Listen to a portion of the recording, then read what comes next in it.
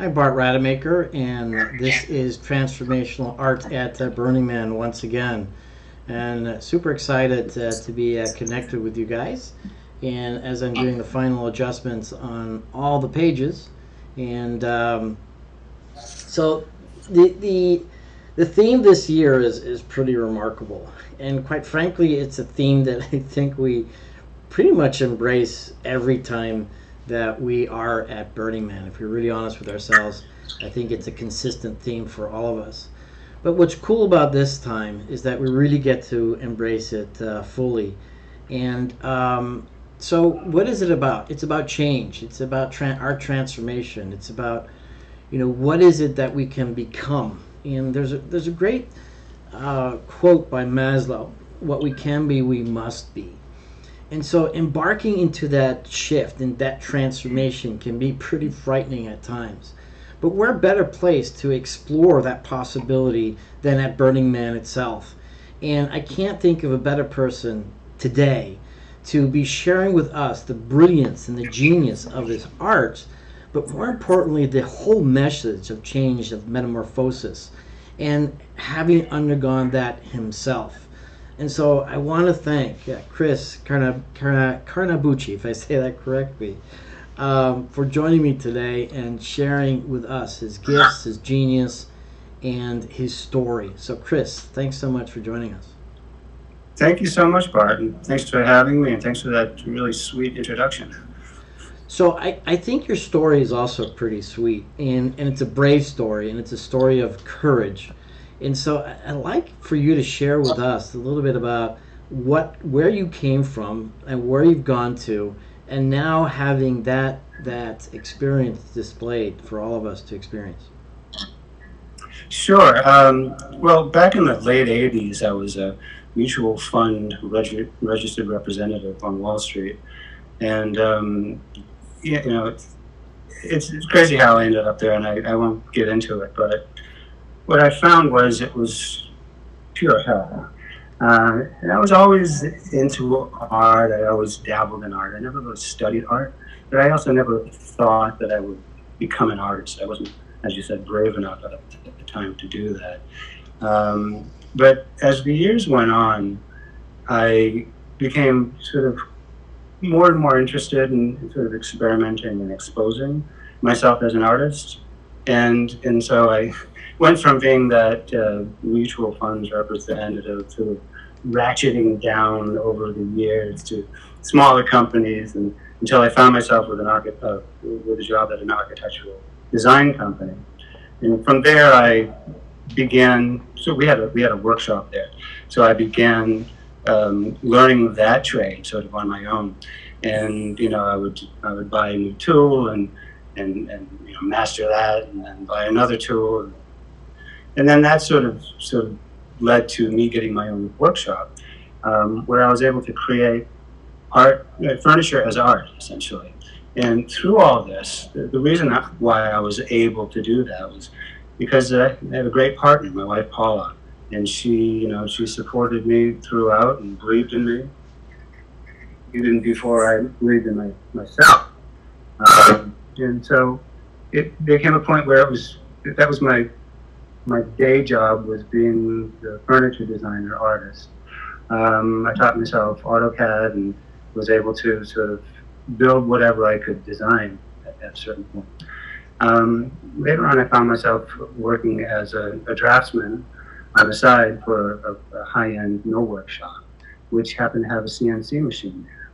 And the machine was like a $250,000 machine, but it wasn't being used because the previous engineer had left. And I said, well, I'm going to learn how to use that. So that took a little while. I mean, it only takes about a month to learn how to turn the machine on and calibrate the tools and run simple programs. But you really need to know what to do whenever you get the error messages, right? And the alarms. And just knowing the machine, knowing what to do with it to keep it running. And that took another year and a half or so. And of course, I didn't learn how to use the machine to make, panels for closet partitions or kitchen cabinets. I thought that there would be a way that I could use that machine to create art. And and that's what I've been doing since around 2012. My second year at Burning Man, I brought to my camp a couple of sculptures that I've done, and that worked out pretty well. Got some pretty good reception. I was very happy with it.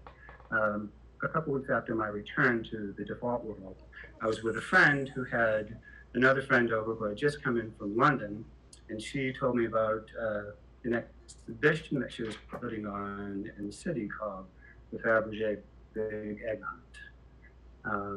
And it's impressive, the egg hunt, how cool could that be? There's accounts such as Coons and Julian Schnabel and folks that weren't well known at all, like myself.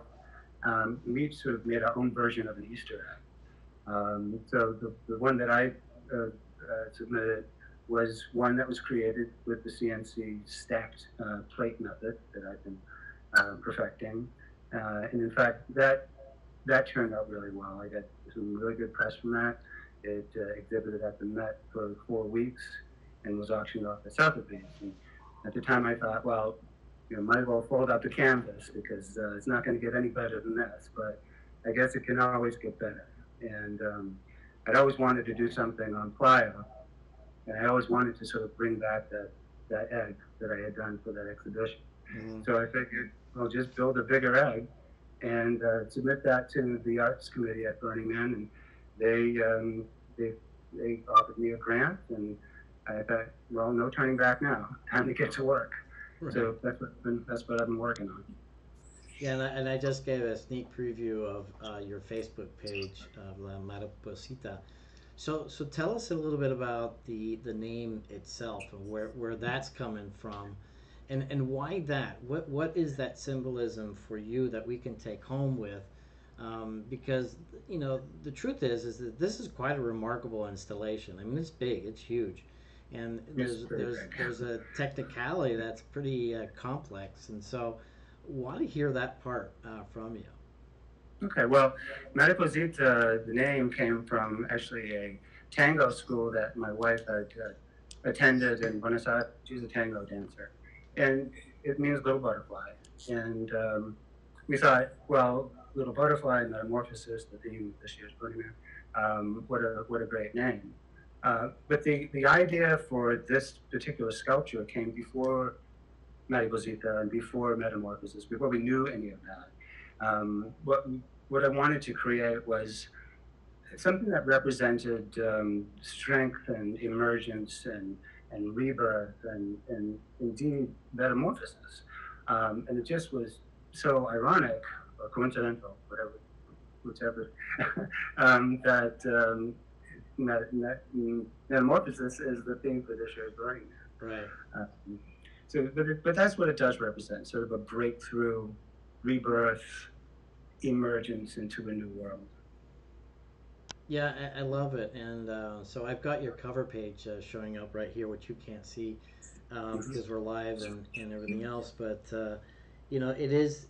I love what you shared with me before the interview, and it's about our rebirth, and so it's in essence the rebirth of our adult, but getting connected with perhaps our true soul, and oftentimes. I think, unfortunately, and I see this as a coach myself, how misguided we are, not intentionally, but just because of culture or environment or whatever, we're guided away from our true essence. And what I think is just so much to be respected is how you made an incredible shift from the financial world to the artistic world and finding your soul and, clearly having the good fortune that you have a partner that stands by you. Because as you said to me, it's about strength, it's about perseverance, and it's about metamorphosis. And so that's pretty amazing. And so right now what I'm doing is I'm showing the picture of you looking in the face in your workshop. And so maybe explain a little bit of what we might be looking at. And So she's in the position that she is.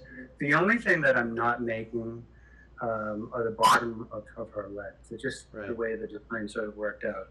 And I guess the other thing is there's no arms in that picture. So it's a good representation of both the size and the look of the piece, that picture that you referred to. Right. And it's funny that you brought that picture up, because two very close friends of mine both said independently that they were just sort of, struck by that picture, because they know me, they know sort of what I've gone through to get to that point, and it just was very poignant to them, and sort of expressing, where I am in all this, right? And besides the fact that it's a big piece, it's almost sort of the expression on her face looking down at me, and it became a very meaningful picture, right? And I didn't think of it at the time, but when these two brought it up to me, I said, you're probably right about that. It is very meaningful. And so that was a progress picture that I advertised. Right. And I can get into sort of the development of the sculpture, because there's a significance to that, in that I did her head first, because just the way this thing works with CNC machine, if you're off by a little bit in terms of the thickness of the slices versus the actual thickness of the material that you're using, it'll show up. Right. And so if I did the head first and the head seemed okay, then I can sort of build down from there. Right. So it's, and that's the sort of way I went with it. Yeah, it's impressive. It's a beautiful piece of work, and I'm going back to the very original, one of the original cover pages where she's got half the shell and it's in the middle of the desert and somebody looking at it, and what a beautiful symbolism that it has. And I'm curious, are you going to be standing there and hoping to get people's feedback and experience? Or a couple of things. First of all, I'm going to be there a lot. I will be there just to make sure that everything is right with the piece. Right. But the other thing, this is actually quite important. So the image, the original rendering that I sent, maybe the one that you're looking at, which has her elevated off the ground by about 5 feet on 4 steel legs, right? So I changed that design so that the shell is actually dropped to the ground, and the shell itself is not a solid shell. It's made of sort of ribs and slats. Right. The reason why I did that was, well, twofold as far as the shell goes. One is the original egg that I did in 2014, I only sculpted the front of the bust. Right. There's nothing to see behind. Right. In this case, though, Mariposita is sculpted 360. So why should I hide that from view with a solid shell? Right. The other thing is I didn't really want to create a sail, that could cause some wind issues. But it was mostly because I wanted her to be able to be viewed 360. Right. And in terms of lowering her to the ground, I'm actually going to build, I plan to build steps that come from her that sort of represent the yolk flowing out of the egg, of the cracked egg, that you can literally walk right up to her, just like I did in that picture that you referred to earlier.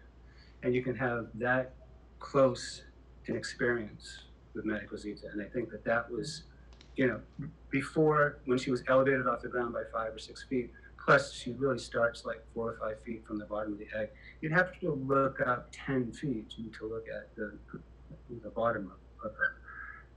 And while I thought that would be extremely, effective, I think it's even more effective to be able to, like I said, get up right close to her and be able to touch her and experience it close up and personal. Yeah, one of the things that I think is so wonderful, and that's how we get to interact with all the art, and in your particular case as well, is having different perspectives, from the front, from behind, from afar, from close, during the middle of the day and towards the night. And I think that's what's wonderful about what we can experience. And I certainly am very excited. I'm being a plastic and reconstructive surgeon and regenerative surgeon myself, very excited about the human form. And so I'm very much looking forward to seeing this, and particularly, from the perspective of how it's all put together. And I know you told me earlier that it's going to take a day and a half just to put it together, but you know how things work at the playa. Oh yeah. Anything can happen, right? I mean, I guess the best plan is to assume that things are going to happen and be ready for it. You know, and to get out there as early as possible to make sure that you have time to tweak. So I'm showing the final picture of it all in pieces in the container. So I don't know if this is all of it or part of it. That's less than half of it, and that was just me driving it up from my shop in Suffern, New York, to the warehouse where I am now in Albany. I needed more space to sort of spread out, but I'm renting a 26-foot truck, which I think will fit everything. And I'm going to drive it across country myself with my daughter Sophia, who's going to the burn for the first time this year. Oh wow, that's awesome. Yeah. Well, it's what? It'll be quite an experience for her. Yeah, how old is your daughter? She'll be 20 in a couple of weeks. Yeah. Yeah, I tease. And I have an older daughter, Gabriella, who'll be 24, but she hasn't gone yet. She's going to Sicily instead. So maybe I can drag her in next year. Well, I've got one of those. Her name is Gabriella as well. But she's 21 and she's super excited to be joining me someday. So is my other son. He was supposed to join me last year, but I think he chickened out. It's tough making that first step, but once you do, it's like, it's every year, right? Or most every year. Yeah, it's interesting because I feel very fortunate with my background and growing up in many different countries, and I had a lot of different perspectives on life, and kind of bummed that I just finally got down to Burning Man, but it was this energy was drawing me in, but I was just too distracted, and now that I'm there, I just love it. It's just such a beautiful place to be amongst all these beautiful souls, and the creativity and the energy and the acceptance and all these things. And so it truly is an experience, and I think it's an experience that everyone should have. When I went for the first year, I remember my wife and I drove across country. It was our 20th wedding anniversary, and you'll pardon me, I'm walking to charge my phone. Oh, that's right. We would drive, and we were driving, and I'd say, well, I'm sure it's going to be a great experience, and there'll be some really cool art, but in terms of like being enlightened and learning new things and all that, I wasn't so sure. I just wasn't sure. Right. But boy, it really is an incredible experience, and one that truly will change your life.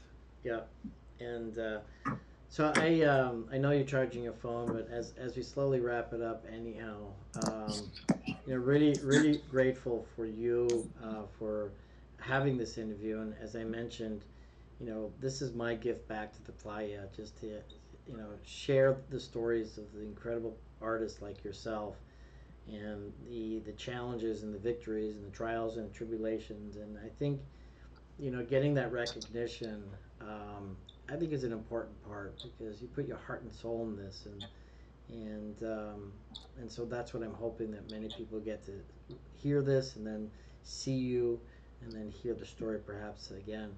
But one of the key things too that I'm hoping to achieve with this interview series is also a shout out to us burners, because as a lot of work goes into this, it's our job also to help support you guys, whether it's in labor or help or ideas, resources, and even funding. And so I don't know if there's any particular needs that you have. I don't know if you have a funding page as well. I mean, all these things cost a lot of money, and the truth is you spend so much time away from your regular work that all the help is necessary and welcome. So are there any particular things that we as burners can support you with? I think right now I should be fine. in terms of funding, we did a Kickstarter page that lasted until the end of May. And of course, there was the grant that we received from Burning Man. Of course, you never have enough, right? So if there's anything that comes up, I'll be sure to let you know. All right. We should be fine, though. I think all I need is for people to come by and enjoy the piece. Do you know where your location will be? Where you're located? Not yet. Okay. Not yet. Not yet. Well, it's gonna be hard to miss though, right? But it's. I was gonna say, you won't miss it. Okay. Well, one thing that I'll be doing is I got all my camera gear and certainly we'll take a lot of photographs and hopefully get to interview you as well when I'm there and maybe even some other burners when they're experiencing this. And so I'd like to give you the last word. Any message you want to give to us burners? Just that I want to thank burners and Burning Man for allowing me to do this and to giving me the opportunity to bring my art to the fire, which I think is so significant and important. And that I truly hope that they can have as much enjoyment viewing Mariposita as I did creating her. Awesome. Well, Chris, thank you so much. And I'm Bart Rademacher, and this is Transformational Art at Burning Man. I feel so lucky I get to meet these incredible human beings that really allow our minds to expand so that we can go exploring into new dimensions and really enhance our lives. And so I'm going to wrap it up with a little piece from Travis Kossel from last year, and I'll be back soon.